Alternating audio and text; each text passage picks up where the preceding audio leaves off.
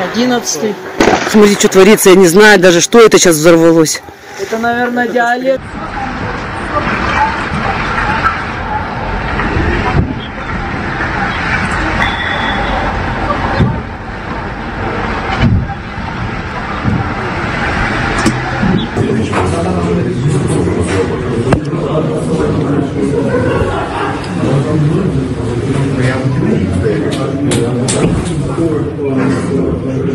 నలభై Russian air క్రాఫ్ట్లు Ukraine వైమానిక దాడిలో యుక్రెయిన్ డ్రోన్ దాడిలో ధ్వంసమైనట్టుగా తెలుస్తోంది. దాంతోపాటు ప్రస్తుత పరిస్థితిని రష్యా అధ్యక్షుడు కావచ్చు, at the same time Russia ప్రభుత్వం పూర్తిగా సమీక్షిస్తోంది. యుక్రెయిన్ డ్రోన్ దాడులకు పాల్పడింది. మరి ముఖ్యంగా మిలిటరీ యూనిట్కి సంబంధించి స్రెడ్నీలో ఉన్న రష్యాకు సంబంధించిన కీలకమైన మరి ముఖ్యంగా ఎక్కడుందంటే రష్యాలోని ఇర్కుట్స్క్ ఆ ప్రాంతంలో ఉంది. అక్కడ స్థానిక ప్రభుత్వం చెబుతోంది అంటే ఈ డ్రోన్ దాడికి సంబంధించి చెబుతోంది. మిలిటరీ యూనిట్ మీద స్రెడ్నీ సెటిల్మెంట్కి సంబంధించి మిలిటరీ యూనిట్ మీద దాడికి పాల్పడిందంటూ చెప్తుందంటే అర్థం చేసుకోవచ్చు అక్కడ పరిస్థితి ఏ స్థాయిలో ఉండింది అనేది. దీంతో పాటు యుక్రెయిన్ మేజర్ డ్రోన్ దాడిగా చెప్పుకుంటున్నారు. అఫ్కోర్స్ ఇప్పటికే పదుల సంఖ్యలో డ్రోన్ దాడులు చేసింది. పదుల సంఖ్యలో కాదు, ఏకంగా వందల సంఖ్యలో కాదు, వేల సంఖ్యలో 2022 నుంచి మొదలు పెడితే ఇప్పటి వరకు కొన్ని వేలాది డ్రోన్లను ఉపయోగించింది. రష్యా మీదకు యుక్రెయిన్ డ్రోన్ దాడులకు పాల్పడింది. ఇప్పుడు ఈ 40 రష్యన్ మిలిటరీ ఎయిర్ క్రాఫ్ట్ మీద దాడికి పాల్పడడం ప్రస్తుతం ఆందోళనకరంగా మారింది. రష్యాకు సంబంధించి ఏం చేయబోతుంది అనేది. ఎందుకంటే యుక్రెయిన్ ఒకటే చెబుతోంది. Ukraine domestic security agency security services of Ukraine ఈ దాడులకు పాల్పడినట్టుగా ప్రస్తుతం ప్రపంచ వార్తా కథనాలు వెలువడుతున్నాయంటే అర్థం చేసుకోవచ్చు ఇది ఎంత హాట్ టాపిక్గా మారిందనేది. గ్లోబల్ అంటే ఇంకా చెప్పాలంటే జియో పాలిటిక్స్ మీద ఎటువంటి ప్రభావాన్ని చూపించబోతుంది అనేది. ఇప్పుడు రష్యా సమాధానం ఎలా ఉండబోతోంది? రీజనల్ గవర్నర్, ఆ ప్రాంత రీజనల్ గవర్నర్ ఇగోర్ కొబ్జోవ్ ఏమంటున్నారంటే యుక్రెయిన్ డ్రోన్ దాడులకు పాల్పడింది, మరి ముఖ్యంగా మిలిటరీ యూనిట్ మీద దాడికి పాల్పడిందంటూ చెప్పుకొస్తున్నారు. రష్యాకు సంబంధించి ఇర్కుట్స్క్ రీజియన్ ఆ ప్రాంత గవర్నర్ ఇగోర్ కొబ్జేవ్ ఆయన మాట్లాడిన సందర్భం ఆయన ఏమంటున్నారంటే కనుక దీంతో పాటు మరికొన్ని అంశాల గురించి మాట్లాడుకోవడం జరుగుతోంది. ఎస్బియు క్లెయిమ్ చేస్తోంది మేమే దాడికి పాల్పడ్డామని చెప్పిన తర్వాత యుక్రెయిన్ బలగాలు రష్యా ఎయిర్ క్రాఫ్ట్లను దాంతోపాటు TU-95 TU-22 ఈ స్ట్రాటజిక్ బాంబర్స్ని కూడా ధ్వంసం చేశాయి అంటూ కూడా యుక్రెయిన్కి సంబంధించిన సెక్యూరిటీ సర్వీస్ ఆఫ్ యుక్రెయిన్ ఎస్బియు చెప్పుకొచ్చింది. దాంతోపాటు లాంగ్ రేంజ్ మిసైల్స్ని ఉపయోగించి వీటిని పేల్చేశాం, ఈ విమానాలని ధ్వంసం చేశామంటూ యుక్రెయిన్కి సంబంధించిన ఆ రక్షణ విభాగమో లేకపోతే వైమానిక విభాగమో చెప్పుకొచ్చిందంటే అర్థం చేసుకోవచ్చు. మరీ ముఖ్యంగా భారీ సంఖ్యలో పేలుడు వినిపించింది. ఎక్కడ? ఒలేనియా ఎయిర్ బేస్. ఇది ఎక్కడుంది? ముర్మాన్స్క్ ప్రాంతంలోని బెలారూస్కి సంబంధించి ముర్మాన్స్క్ రీజియన్లో ఒలేనియా ఎయిర్ బేస్ ఉంది.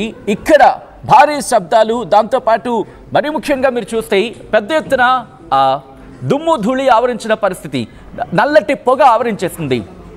ఎప్పుడైతే వైమానిక దాడి జరిగిందో మీరు ఇంకా గుర్తు చేసుకుంటే అక్కడ మీరు చూడొచ్చు ఆ విమానానికి సంబంధించిన ఆ ఫ్యూయల్ పార్ట్ ఉంటుంది కదా, అది పూర్తిగా ధ్వంసమైపోయి ఆ విమానం పేలిపోయి ఒక నల్లటి దట్టమైన పొగ పూర్తిగా ప్రాంతాన్ని ఆవరించేసింది.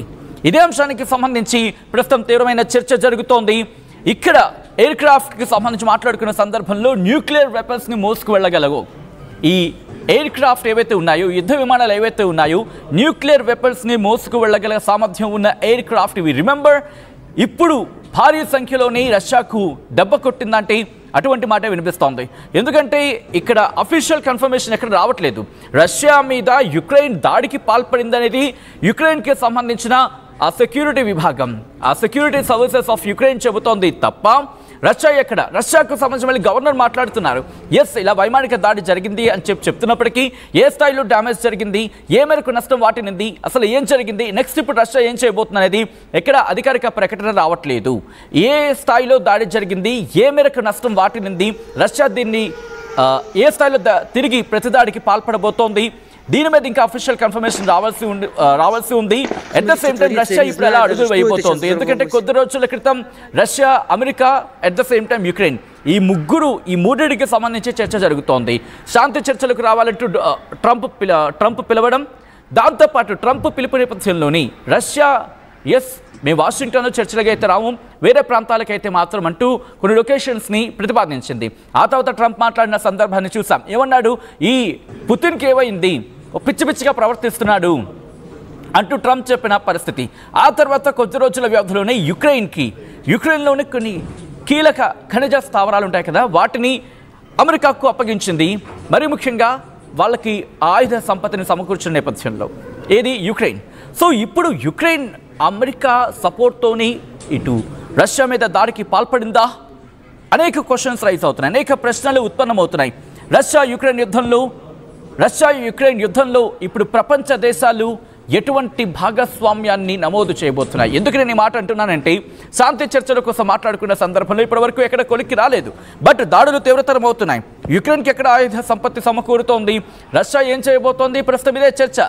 ఈ సినారియోలో రష్యా యుక్రెయిన్ యుద్ధం మూడో ప్రపంచ యుద్ధానికి దారి తీయబోతోందా అని చెప్పి ఆర్టీవీ మిమ్మల్ని ఒక ప్రశ్నను మీ ముందుంచే ప్రయత్నం చేస్తుంది. దానికి మీ సమాధానం ఎలా ఉండబోతుంది అనేది కామెంట్ చేసే ప్రయత్నం చేయండి.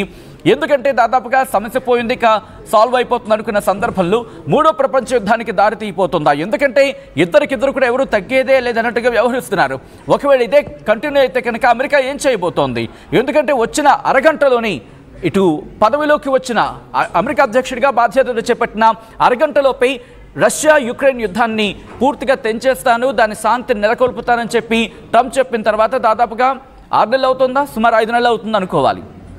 ఇంతవరకు ఎక్కడ తెగలేదు కదా, పంచాయతీ ఇంకా కుదరలేదు ఎక్కడ. సో ఈ నేపథ్యంలో అసలే ట్రంప్ అంటూ ఉంటాం, దాంట్లో ట్రంపరితనం అంటూ ఉంటాం. సో ఇప్పుడు ట్రంప్ తన ట్రంపరితనాన్ని చూపించే ప్రయత్నం చేస్తాడా, లేకపోతే ఏం చేయబోతున్నాడు? వీళ్ళిద్దరికీ సంధి కుదిర్చే ప్రయత్నం మాట దేవుడెరుకు. కానీ యుద్ధం ఇంకా పెరుగుతోంది. ఇప్పుడు ఏం జరగబోతోంది? At the same time Germany కావచ్చు, పశ్చిమ దేశాలు కావచ్చు ఏం చేయబోతున్నాయి అనేది ఇప్పుడు ఆసక్తికరంగా మారింది. ట్రంప్ ఏం చేయబోతున్నాడు? At the same time Russia ఇప్పుడు ప్రతిదాడి చేస్తే యుక్రెయిన్ పరిస్థితి ఏంటి?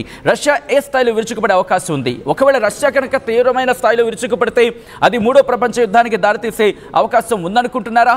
మీరు అనుకుంటున్న అభిప్రాయం ఏంటనేది కామెంట్ బాక్స్లో మెన్షన్ చేసే ప్రయత్నం చేయండి. ఒకసారి అక్కడ ఏ స్థాయిలో దాడి జరిగింది విజువల్స్ చూద్దాం. ఈ కథనం మిమ్మల్ని కాస్త కలవరపరచైతే మిమ్మల్ని కలవరపాటు గురి చేయడం ఆర్టీవీ ఉద్దేశం కాదు, కానీ ఇటువంటి కథనాలు చూసినప్పుడు కాస్త కలవరపాటు గురి అవకాశం ఉంటుంది. కాబట్టి దీనికి సంబంధించి తగిన జాగ్రత్తలు తీసుకోవాలని ఆర్టీవీ సూచించడం జరుగుతోంది. These are the disturbing visuals, viewer description is advised. ఒక్కసారి అక్కడ విజువల్స్ చూద్దాం.